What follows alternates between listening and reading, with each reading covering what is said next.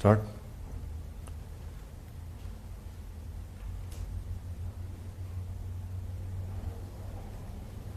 बिस्मिल्लाहिर्रहमानिर्रहीम। अस्सलामु अलैकुम वरहमतुल्लाहि बरकातहू। मैं सबसे पहले लोनी की विधानसभा के तमाम जिम्मेदारों का, बुज़ुर्गों का, इज़्ज़तदार माँ और बहनों का, गयूर नौजवानों का, वहाँ की जनता और अवाम का शुक्रिया अदा करता हूँ कि उन्होंने आज मजलिस की इस इलेक्शन वर्चुअल रैली में आप लोगों ने शिरकत की। आपने अपना कीमती वक्त निकाल कर हमारी बात सुन रहे हैं। मैं आपका बेहद शुक्रिया अदा करता हूँ। मुझे आपको यही पैगाम देना है कि 10 फरवरी के दिन जो उत्तर प्रदेश विधानसभा के पहले फेज़ के वोटिंग का दिन है, उसमें मेरी आपसे गुजारिश है कि आप अपना कीमती वोट मजलिस के उम्मीदवार डॉक्टर मेहताब अली, जिनका इंतखाबी निशान पतंग है, उस पतंग के निशान पर आप बटन दबाकर अपने सियासी शऊर का सबूत दीजिए, अपने इत्तेहाद का सबूत दीजिए और उत्तर प्रदेश में जो भागीदारी परिवर्तन मोर्चा बनाया गया है, जिसके कन्वीनर और पहले मुख्यमंत्री होंगे इंशाअल्लाह जनाब बाबू सिंह कुशवाहा साहब, आप उस पर भागीदारी परिवर्तन मोर्चा को भी कामयाब करिए, उनके पूरे प्रत्याशी को, उनके उम्मीदवारों को भी कामयाब करिए। मेरे अजीज दोस्तों और बुजुर्गों, आज ही के दिन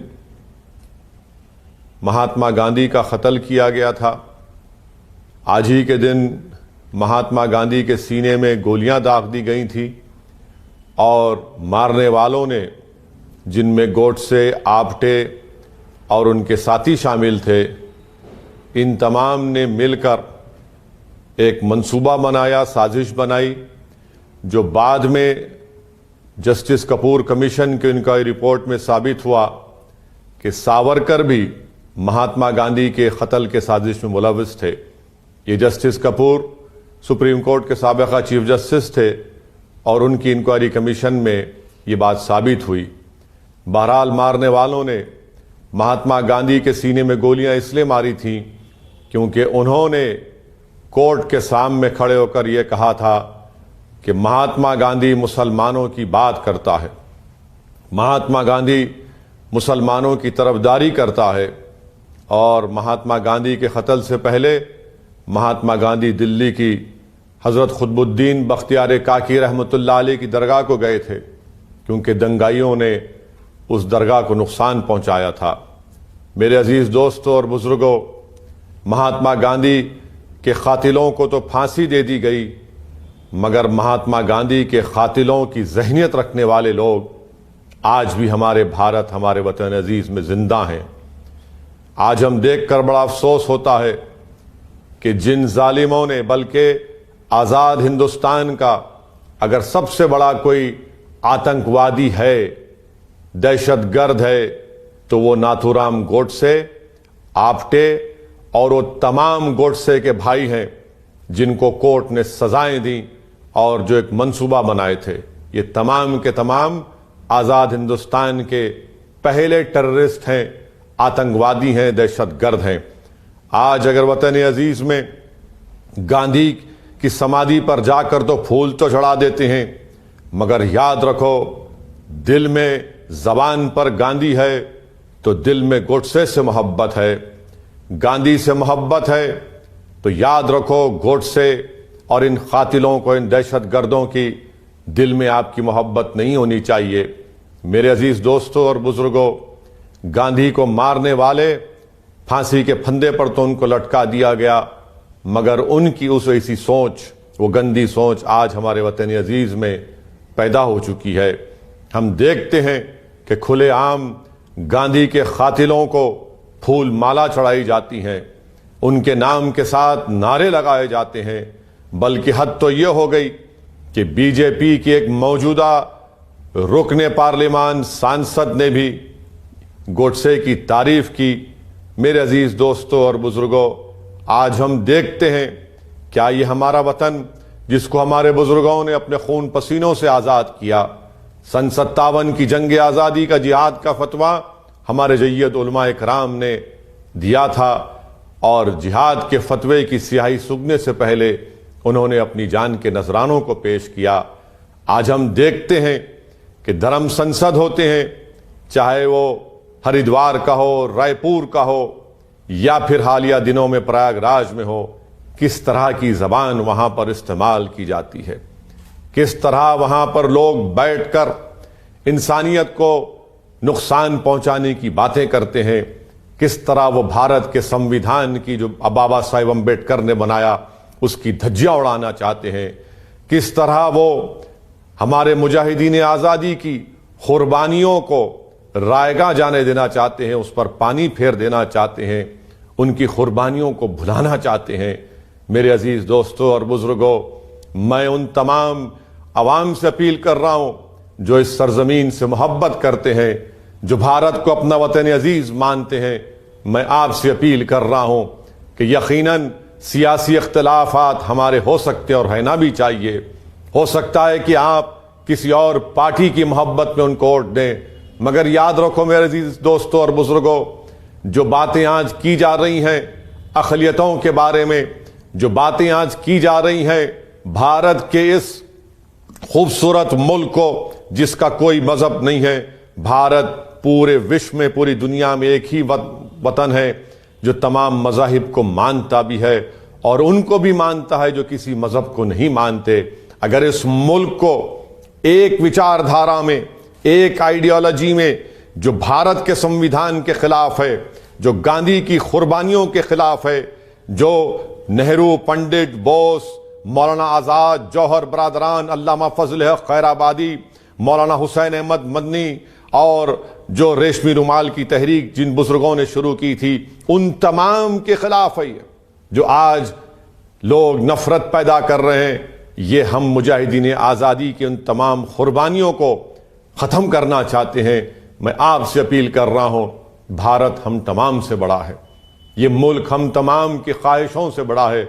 अगर हम इस वतन को नहीं बचाएंगे तो फिर हम क्या जवाब देंगे आने वाली नस्लों को कि जब हमारे बुजुर्गों ने जलियांवाला बाग में अपने सीनों पर गोलियां खाई, काला पानी की सजाएं काटी, मगर उस वक्त भी उन मुजाहिदीन ने अंग्रेजों से माफी के खत नहीं लिखे, जिन्होंने बुज़दिली के मज़ाहिरे किए, जिन्होंने अपने ज़मीर का सौदा किया, जिनको वतन से मोहब्बत नहीं थी, उन्होंने अंग्रेजों से माफी नामे के खत लिखे। मैं आपसे सिर्फ यही अपील कर रहा हूं कि आज के दिन हमको गांधी की उस कुर्बानी को याद रखना है, बल्कि गांधी के साथ अल्लामा फजल हक खैराबादी, मौलाना हुसैन अहमद मदनी और उन रेशमी रुमाल के तमाम बुजुर्गों को, सुभाष चंद्र बोस को, उन तमाम मुजाहिदीन को याद करना है कि उनकी कुर्बानियों से हमको आज़ादी मिली, इस वतन को हमको बचाना है। अब दूसरी अहम बात जो मैं आपसे करना चाह रहा था कि प्रयागराज के धर्म संसद में यह कहा गया कि दारुल उलूम देवबंद को बंद कर दिया जाए। प्रयागराज के धर्म संसद में बात कही गई कि बरेली मसलक के मदरसों को बंद कर दिया जाए। किस बुनियाद पर इस तरह की बातें की जाती हैं? क्या इनकी जबानों को कोई रोक टोक नहीं है? क्या संविधान के मुताबिक इन पर एक्शन नहीं लिया जाएगा कि नफरत के मुजाहरे किए जा रहे हैं, एक मजहब और एक विचारधारा के लोग इस तरह का काम कर रहे हैं? कहां गई उन लोगों की मोहब्बत? क्यों हमारे देश के प्रधानमंत्री खामोश बैठे हैं? क्यों उत्तर प्रदेश का मुख्यमंत्री खामोश बैठा है? क्यों समाजवादी पार्टी के, बसपा के लोग आज अपनी जबानों को क्यों नहीं खोलते? मगर मैं आपसे अपील कर रहा हूं कि जो लोग आज इस तरह की वाहियात और गंदी गुफ्तगू कर रहे हैं, वो तो एक पैगाम दे रहे हैं ना कि देवबंदी हो या बरेलवी हो, इनकी नजर में ये एक हैं। तो मैं आपसे अपील कर रहा हूं कि जिनकी जबानों से निकल रहा है वो ये कह रहे हैं कि सब एक हैं, मेरे अजीज दोस्तों और बुजुर्गों, मेरी आपसे दरमंदाना अपील है कि आप इन तमाम चीजों से ऊपर उठकर मुत्तहिद हो जाइए। हालात और वक्त के तकाजे को आप देखिए। अगर आज आप मुत्तहिद नहीं होंगे, भारत की जमहूरियत में आपकी आवाज होनी चाहिए। हमने 60 साल जिस पर भरोसा किया, जिनको नेता बनाया, जिनको वजीर आजम बनाया, जिनको मुख्यमंत्री बनाया, जिनको इख्तिदार दिया, क्या मिला हमको? बताइए आप जो आज मुझ पर उंगलियां उठाते, उंगलियां उठाइए मुझ पर, आप मुझ पर तनकीद करिए, मगर मेरे इन सवाल का जवाब दो कि आखिर इतने पसमानदा क्यों हो गए? आखिर क्या वजह है कि कोई खड़े होकर हम कत्ले आम की बात करता है, और जो लोग आज उत्तर प्रदेश में चाहे समाजवादी का अखिलेश हो या बसपा की बहन मायावती हो या जयंत चौधरी आरएलडी की, उनकी जबानें क्यों नहीं खुलती इन लोगों के खिलाफ? आखिर ये कौन सी मसलहत है? ये मसलहत नहीं है, ये बुज़दिली है।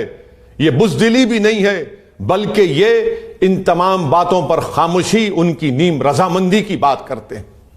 मेरे अजीज दोस्तों और बुजुर्गों, तीसरी अहम बात जो मैं आपसे करना चाह रहा था, मजलिस इत्तेहादुल मुस्लिमीन आज से 70 साल पहले अपने सियासी सफर का आगाज किया।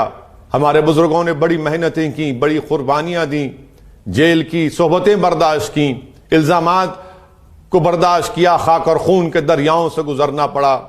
कभी हैदराबाद से तो कभी शहर बदर उनको कर दिया जाता था, मगर इन तमाम मसाइब और मुश्किलात के बावजूद भी कामयाबी के साथ अल्हम्दुलिल्लाह अल्लाह के फजल करम से मजलिस इत्तेहादुल मुस्लिमीन ने अपने सियासी सफर को तय किया। हमने भारत की जमहूरियत को मजबूत किया।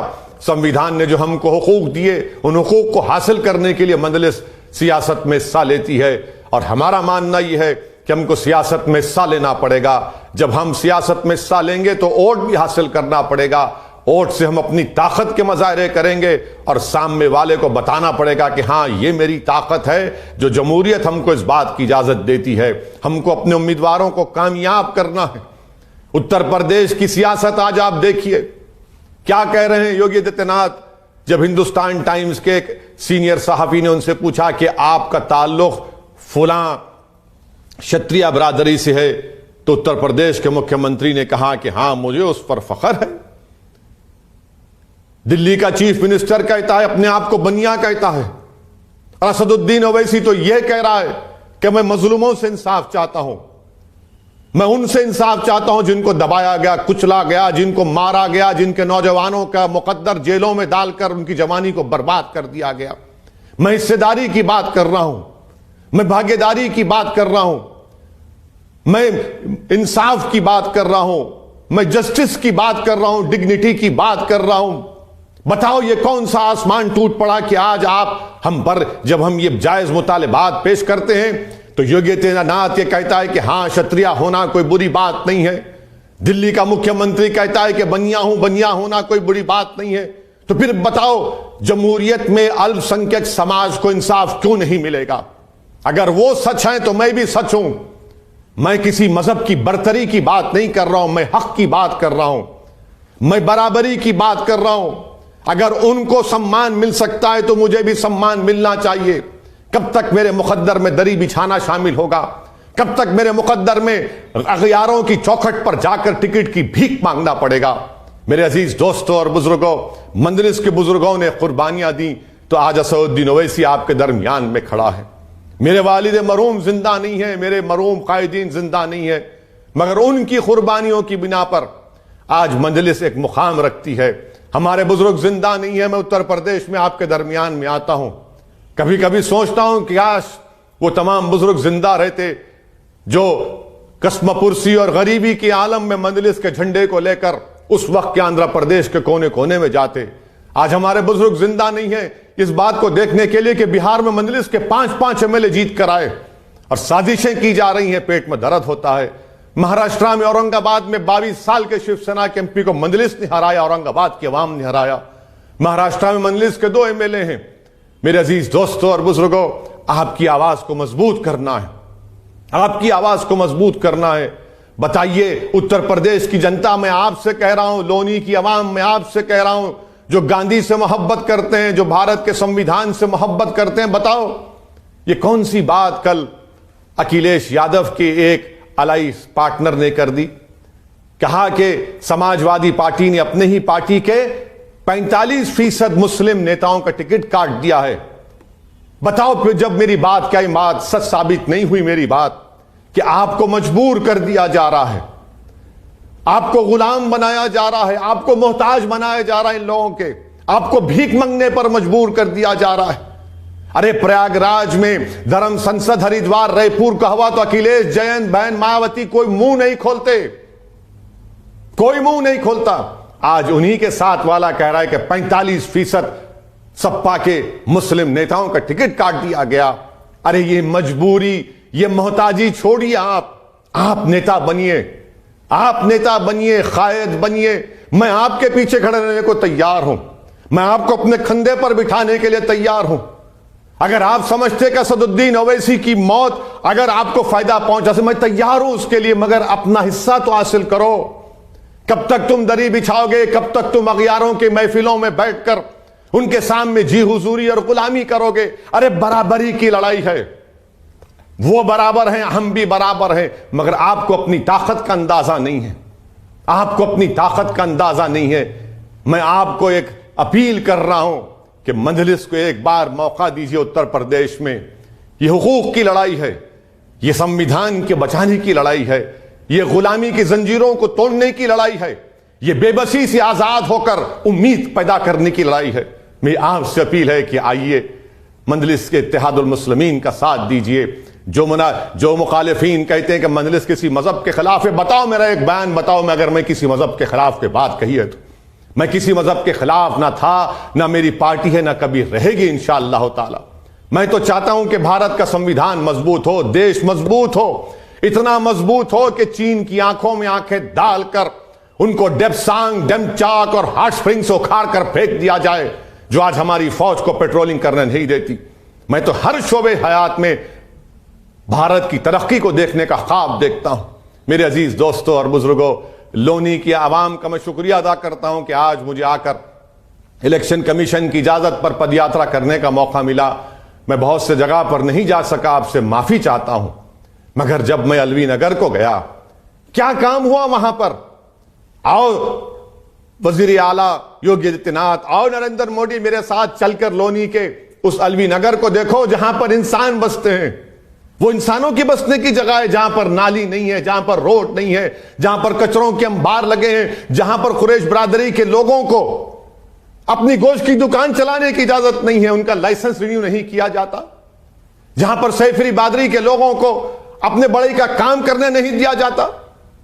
जुल्म की इंतहा हो गई कि भारत के कैपिटल से आधे घंटे के फासले पर क्या बोलते हैं कि हिंदौन का एयरपोर्ट है। कौन सा है हिंदौन के एयरपोर्ट में लिखा है कि गोश्त की दुकान नहीं खोली जा सकती कुरैश बरादरी की? किसने कहा कि तुमको वहां पर रोड नहीं डालो? किसने कहा कि तुमको वहां पर नाली नहीं बनाओ? किसने कहा कि तुमको वहां पर स्कूल बनाओ, कॉलेज बनाओ? पोल्यूशन आता है, गंदगी भरी हुई है, लोग छत पे नहीं सो सकते, गंदगी पैदा हो जाती पोल्यूशन से। मैं लोनी की आवाम से अपील कर रहा हूं कि आप 10 फरवरी के दिन अपना एक एक वोट मुत्तहदा तौर पर पतंग के निशान पर लगाइए। मैं उन तमाम कमजोर और मजलूम लोगों से अपील कर रहा हूं कि भागीदारी परिवर्तन मोर्चा का साथ दीजिए। इसमें तमाम कमजोर लोग आए हैं जिनको दबाया गया, कुचला गया। पहचानिए समाजवादी के इनके ही करीबी नेता के बयान को देखिए। हां, जो लोग अगर अपनी आंखों पर पर्दा डाल चुके हैं, अगर जो लोग अपने दिलो दिमाग पर जोर डालना नहीं चाहते, तो भुगतो तुम गुलामी करते रहोगे, तुम भीख मांगते रहोगे, मगर असदुद्दीन ओवैसी इंशाअल्लाह ताला भीख नहीं बल्कि हम टिकट बांटते हैं और बांटेंगे। कल आज भी अल्लाह ने हमको मौका दिया है और कल भी अल्लाह हमको मौका देता रहेगा। मैं आपको बताना चाहूंगा आखिर में कि अल्लाह ने जब तक मुझे जिंदा रखेगा, मैं और मेरे साथी उत्तर प्रदेश में भारत के कोने कोने में जाकर मजलिस को मजबूत करेंगे, लड़ते रहेंगे मजलूमों के लिए, कमजोरों के लिए, उनका हक दिलाने के लिए। आइए 10 फरवरी के दिन मैं लोनी के अवाम से अपील करता हूं कि आप अपना एक एक वोट डॉक्टर मेहताब के हक में इस्तेमाल करिए और इंशाअल्लाह ताला मैं आपसे वादा करता हूं कि इंतखाबात और होने के बाद मैं फिर आपसे दरमियान में आऊंगा और अगर इलेक्शन कमीशन हमको इजाजत देता है 500 लोगों की मीटिंग करने का, तो फिर आऊंगा, आपसे मुलाकात करूंगा। आप तमाम से अपील है कि वोट डालिए, पतंग के निशान पर बटन दबाइए। अस्सलाम वालेकुम व रहमतुल्लाहि व बरकातहू।